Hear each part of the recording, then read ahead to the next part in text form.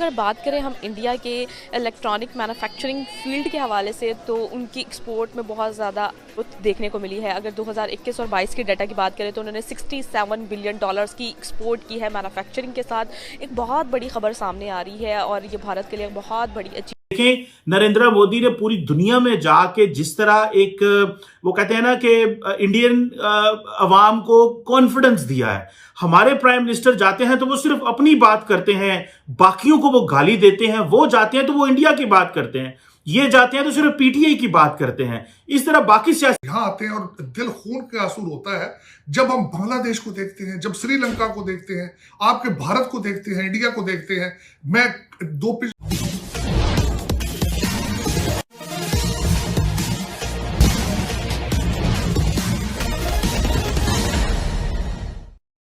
भारत ने 67 billion dollar का electronics goods का निर्यात करके अब तक का एक रिकॉर्ड कायम किया है। जब से प्रधानमंत्री मोदी की सरकार सत्ता में आई है तब से भारत ने अपने विदेश नीति में आर्थिक कूटनीति को भी जोड़ दिया है, मेक इन इंडिया कार्यक्रम को भी पूरा बढ़ावा दिया है।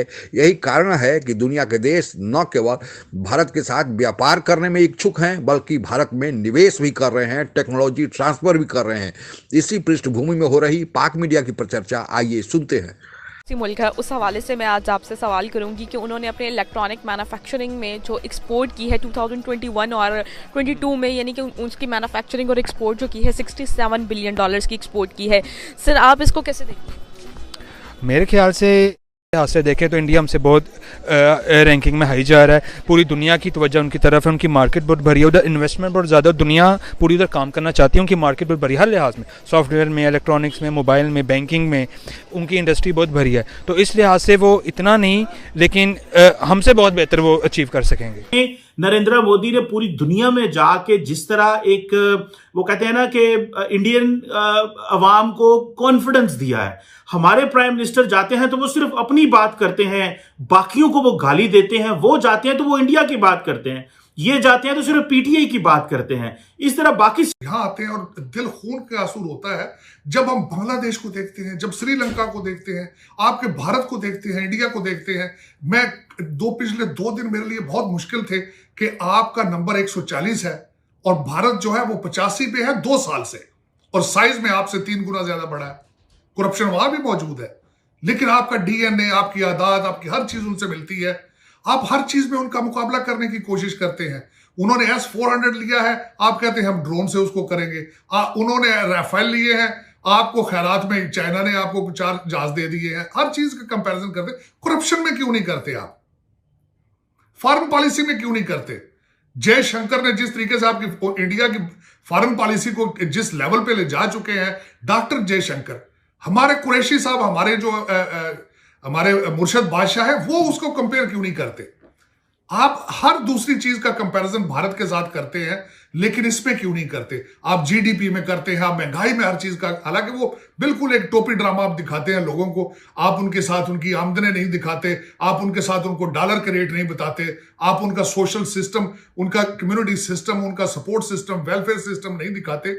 आपका इस वक्त, मैंने आपको शायद पहले भी 1-2 दफा अर्ज किया था, हैं उनके लिए बड़ा फ्रूटफुल, और उनका जो सिनेरियो है वहाँ पे मार्केटिंग के लिहाज से, सेल्स के हवाले से, वो बहुत फ्रूटफुल, उनके लिए बड़ा बेनिफिशियल है। क्योंकि उसकी अगर आप पॉपुलेशन देखें तो it's around 100 times more than us. हम 24 करोड़ पे खड़े हैं, वो 1 अरब 24 करोड़ पे हैं। तो वहाँ पे एक्सपोर्ट इसलिए कि जितनी बाहर की कंपनीज़ हैं मल्टीनेशनल, वो अपना वहाँ पे मैन्युफैक्चरिंग और जितना भी है वहाँ पे करते हैं।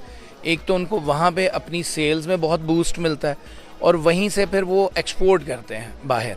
और इंडिया का एक अपना जो ट्रेड का और उनकी जो फॉरेनर्स हैं उनकी इन्वेस्टमेंट के हवाले से उनका जो एक रूल्स एंड रेगुलेशन है, उसके मुताबिक 49% जो भी कोई इन्वेस्टर होगा वो उसके होंगे शेयर्स, और 51% वहाँ पे उन कंट्री के होंगे।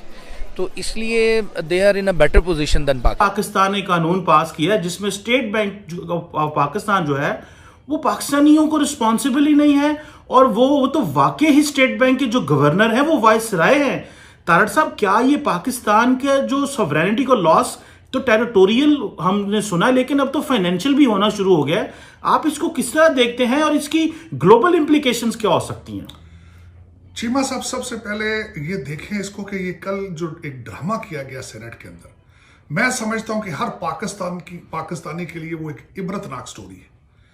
किस तरीके से इन हालात में जब एक मेरा पाकिस्तान ऑलमोस्ट बैंकरप्सी के कॉर्नर पे खड़ा है, जिस तरीके मतलब है 4-5 अमेरिकन मिल के पाकिस्तान की किस्मत का फैसला किया करेंगे, जो सबसे ज्यादा खौफनाक और बदतरीन उसमें एक चेंज की गई है। और जो डिजाइनिंग का मार्केट है उसमें 25,000 इंडियंस है। We control literally the chip designing market. Infra, क्योंकि इंफ्रा में बहुत पैसा लगता, पहले इनिशिएटिव नहीं था मोदी जी की गवर्नमेंट के पहले, इसलिए वो नहीं डेवलप हुआ है।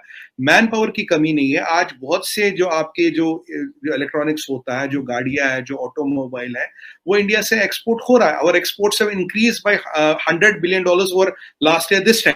सर उठाने लगती है तो उसका समाधान भारत में ढूंढने की कोशिश की जाती है कि कैसे भारत उन समस्याओं से उभर कर सामने आया। हालांकि पाकिस्तान कई समस्याओं के भंवर जाल में फंसा हुआ है, पर अभी की जो समस्या है वह पाकिस्तान की आर्थिक समस्या है कि पाकिस्तान धीरे धीरे आर्थिक कर्ज के मकड़जाल में फंसता जा रहा है। अभी हाल में ही पाकिस्तान ने IMF से जो कर्जा लिया है उसमें शर्तें इतनी कड़ी रख दी गई है कि पाकिस्तान को समझ में नहीं आ रहा है कि वह आगे जाए या पीछे। और ऐसा नहीं है कि पाकिस्तान पहली बार IMF के कर्ज जाल में फंसा हुआ है, यह पाकिस्तान का 10वां बार IMF के पास कर्ज लेने के लिए जाना है। उसी तरह सऊदी अरेबिया ने जो हाल में पाकिस्तान को कर्ज दिया है, हालांकि पाकिस्तान सऊदी अरेबिया को बिरादर मुल्क कहते नहीं थकता है, लेकिन सऊदी अरेबिया ने तो 2 शर्तें लगा दी हैं कि एक तो वह पाकिस्तान IMF को छोड़ेगा नहीं, यानी IMF चलता रहेगा तो सऊदी अरब का भी कर्ज चलता रहेगा, और दूसरा अगर पाकिस्तान कर्ज समय पर नहीं दिया तो सऊदी अरबिया चाहे तो पाकिस्तान का कहीं भी कोई भी उसकी संपत्ति हो विदेश में तो उसे जब्त कर सकता है, और वह भी 72 घंटे के नोटिस पर।